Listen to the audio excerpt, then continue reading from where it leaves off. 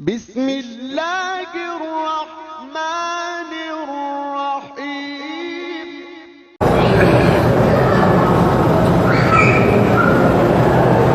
कहते जी कि अगर शिया काफिर हैं तो फिर हरम में क्यों आते हैं? आप उनके पासपोर्ट पे लिखवा दिया करें शिया हैं, बंद कर देंगे। अगर आपने मुसलमान लिख के भेजा है तो हम क्या करें? हम कैसे उनको रोक सकते हैं? हमारे पास कोई ऐसी एक्सरे नहीं है जैसे हीरोइन पकड़ लेते हैं, कोकीन पकड़ लेते हैं, नशा पकड़, ऐसे ये तो नहीं पकड़ सकते काफिर है या मुसलमान है। हमने पासपोर्ट देख रहे हैं मुस्लिम। अब वो कादियानी भी हो, किसी को क्या पता? शिया भी हो, किसी को क्या पता है? खारजी हो, क्या पता है? मुतज़िली हो, क्या पता है? कई हिंदू मुसलमान बन के आए और काबे की बदियों की इजाजतें करके चले गए। किसी को मिनिस्टर साथ ले आए, किसी को वजीर साथ ले आए, अपनी गाड़ी में बिठाया, झंडी लगी हुई है, हिंदू बैठा है, मुसलमान बैठा है, कौन रोकेगा?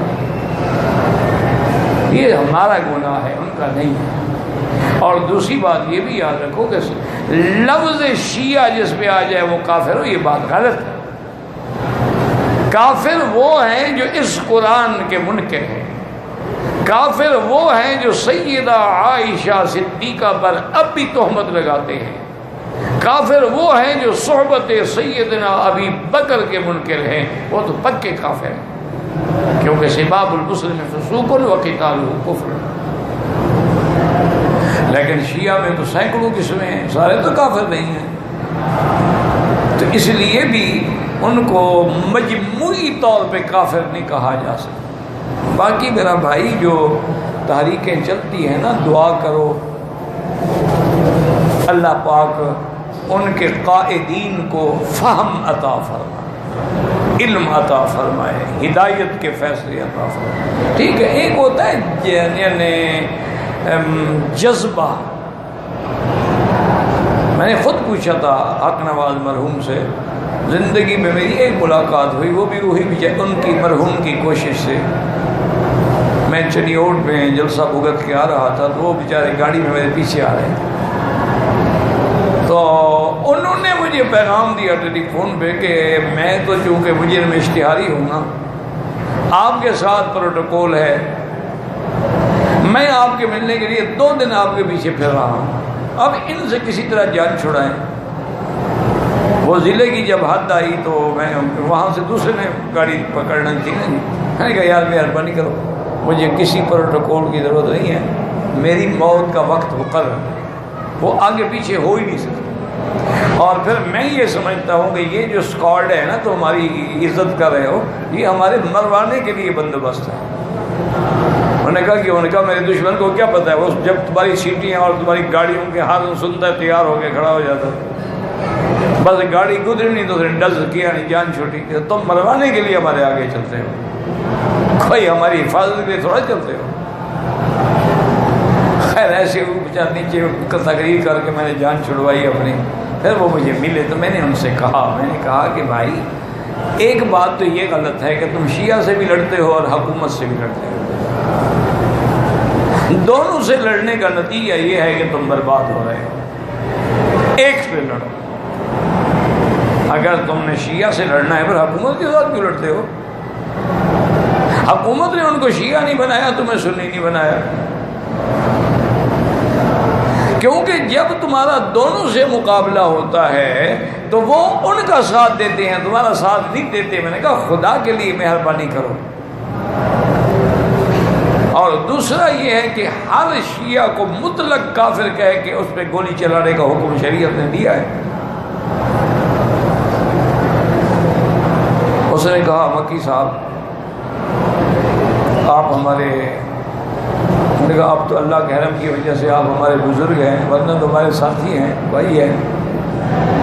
उन्होंने कहा हज़रत ये है कि जब जंग में उन जालिमों ने जुलूस निकाला और आगे आगे सब कुत्तियाँ थीं, उनके गले में पट्टे डाले हुए थे, सैयदा आयशा का नाम था, तो फिर मुझसे बर्दाश्त नहीं। उसने कहा हज़रत अल्लाह सज़ा दे या जज़ा दे, मैं बीबी आयशा के दुश्मन जो बीबी आयशा को इस तरह फिर मैं अपने दिमाग से, अकल से निकल गया। मैंने कहा बस लड़ना ही लड़ना है, मर जाएंगे और क्या हो गया। असल वजह जो है वो ये है। मैंने कहा हजूर पाक की भी तो तौहीन हुई, हजूर ने तो कत्ल का हुक्म नहीं दिया, चंद लोग थे जिनके कत्ल का हुक्म दिया। वरना अगर हजूर अल्लाह से दुआ मांगते, खुद हजूर ने फरमाया कि अबू जहल ने मुझे जब यानी कहा कि मैं अपनी जमात को बुलाता हूँ, तुम जानते हो कि अक्सर फ़ी हाज़िल वादी क़ुव्वतन व रिजालन, सबसे ज़्यादा बंदे इस मक्के की वादी में मेरे साथ हैं। हज़ूर ने कोई जवाब नहीं दिया, लेकिन अल्लाह ने फरमाया मेरा बदनी, अगर ये बदबख्त अपने लोगों को आप पर हमले के लिए बुलाता ना, लनत उस ज़बानी, हम भी जहन्नम के फरिश्ते इस पर मुसल्लत कर देते, टुकड़े टुकड़े कर देते। इसी तरह एक दफ़ा हजूर नमाज में हैं और उस जालिम हजूर को मारने के लिए बड़ा पत्थर लेके आया, चंद कदम दूर था तो पीछे हटा और पत्थर भी गिर गया और ऐसे काँप रहा है, काँप रहा है। लोगों ने पूछा क्या बात है, उन्होंने कहा वल्लाहि बैनी व बैनहु खंदक मिन नार, मेरे और हजूर के दरमियान में आग का दरिया चल रहा था, मैं अगर आगे जाता तो आग में जल जाता। तो अल्लाह के नबी भी तो कादिर थे ना कि दुश्मनों को हलाक करवा देते। लिहाजा बारह मैंने कोशिश की, कहा तुम्हारे जज्बात बिल्कुल ठीक हैं, जो भी अपनी आंखों से ये देखेगा वो कैसे बर्दाश्त कर सकता है, वो फिर बर्दाश्त कर सकता है बेहुदगी, सहाबा को तबर्रा किया जाए, गालियाँ दी जाए और अलग ऐलान उनके खिलाफ इश्तिहार छापे जाएँ, उनके खिलाफ किताबों में लिखा जाए। एक इनका था नजफी, उसने अपनी किताब में लिखा है कि जिस आदमी को आधे सर का दर्द हो और किसी दवा से शिफा न हो, अबू बकर उमर उस्मान का नाम लिख के कागज़ में ज़मीन पर रखे और 7 जूते मारे तो उसी वक्त शिफा हो जाए। अब अगर वो गुस्ताखी इस तरह करें तो फिर मुसलमान का खून नहीं खौलता है। इसीलिए हमने बड़ी कोशिश की कि जितनी मुग़ल्लज़ात उनकी किताबों में भरे हुए हैं, जब तक ये नहीं निकालेंगे और जब तक उनके ये तबर्रे से बात नहीं आएंगे तो मुसलमान भी बात नहीं आ सकता, वो भी सब्र नहीं कर सकता। फिर लाज़म ये होगा उनको रोक दे। मैं एक दफ़ा लाहौर में था तो बहुत बड़े जो आपके दौर के उस दौर के ब्यूरोक्रेट थे, उन्होंने आपने मशवरा किया कि यार मक्की साहब को कम से कम चाय की दावत तो दें। तो उन्होंने बहरहाल चीफ सेक्रेटरी साहब की तरफ से इंतज़ाम था, चाय की दावत दी। तो वहाँ सारे बड़े बड़े जज और बड़े बड़े हाकिम और सारे ब्यूरोक्रेट सब आए हुए थे। तो उनका जो चीफ थे ना, उनने वैसे कहा कि मक्की साहब ये कितनी हैरत की बात है कि हक नवाज जंग में शहीद हुआ और तुम्हारे इन नौजवानों ने पूरे मुल्क में आग लगा रखी है, हर जगह जुलूस है, हर जगह झंडे हैं, हर जगह नारे हैं। लाहौर में जुलूस है, एक आदमी जंग में शहीद हुआ है, वही चलो जुलूस वलूस जो करना है करो। ये क्या मतलब है कि पूरे मुल्क में और पूरे पंजाब में हर जगह झगड़े और फसाद शुरू कर दो?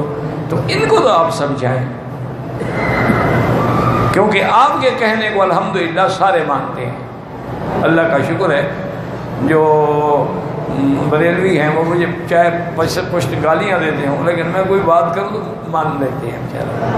हालांकि मुझे गालियाँ भी, मुझे पता है उनका, मुझे गालियाँ भी देते हैं, तकरीर में गालियाँ देते हैं और अपने लोगों को, हाजियों को नसीहत करते हैं कि ज़हर का प्याला पी लेना, मौलवी मक्की की तकरीर न सुनना।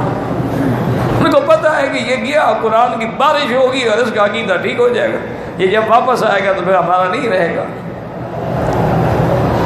तो मैंने कहा कि हज़रत एक तो मैं मुसाफिर हूँ, परदेसी हूँ, चंद दिन के लिए यहाँ आया और मेरा किसी भी अल्हम्दुलिल्लाह सियासी या गैर सियासी जमात से ताल्लुक़ नहीं, लेकिन अगर आप जो कुछ कह रहे हैं दिल से कह रहे हैं। उन्होंने कहा हज़रत कमाल की बात है। मैंने कहा ये तो आपके हाथ में, 1 मिनट में मसला हल हो सकता है, कोई जुलूस नहीं निकलेगा, मैं जिम्मेदार। मैंने कहा हज़रत कैसे हल होगा? मैंने कहा हज़रत हुसैन कहाँ शहीद हुए थे? उसने कहा जी करबला में। भाई इन्होंने सारी दुनिया को क्यों अज़ाब में डाला हुआ है? जाके करबला में जुलूस निकाले, हमने क्या गुनाह किया है? इनके जुलूस तुम बंद करवा दो, उसके बाद अगर जुलूस निकले तो मुझे पकड़। वो कहता है जी बात तो आपकी ठीक है। मैंने कहा ठीक है, फिर बर्दाश्त करो जनाब, ये इंतज़ाम ऐसा करो कि कोई बेगुनाह शहीद ना हो, और जब शहीद हो जाए तो बेगुनाहों को पकड़ के तुम अपनी फाइल मुकम्मल कर लेते हो। गुनाहगार तो बेचारे होते नहीं, गुनाहगार जो हो तो उसी तरह दंदना रहा है। कहते हैं जी बातें आपकी ठीक है लेकिन हम बेबस हैं। मैंने कहा फिर मैं भी बेबस हूँ, मैं भी उनको नहीं रोक सकता, मेरे हाथ में क्या है रोकने का।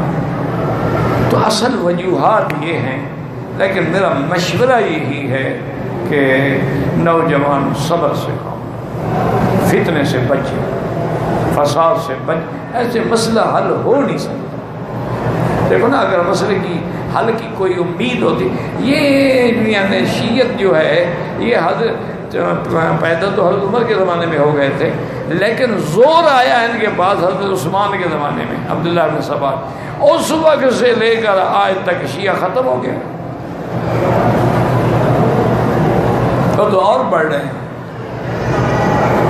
पहले 2 किताबें लिखी थी, अब सैकड़ों किताबें उनके सहाबा के खिलाफ आ गई। तो मसला तो बढ़ रहा है, हल तो नहीं हो रहा। और ये क़यामत तक रहेंगे फिरके, शिया भी, खवारिज भी, मुतज़िला भी, अहले सुन्नत वल जमात भी। तो तुम कोशिश करो, लेकिन उदो इला सबील रब्बिका बिल हिकमति वल मौइज़तिल हसना, यानी तरीके से दीन की खिदमत करो, मुस्बत अंदाज में, मनफी अंदाज ना हो, उससे जल्दी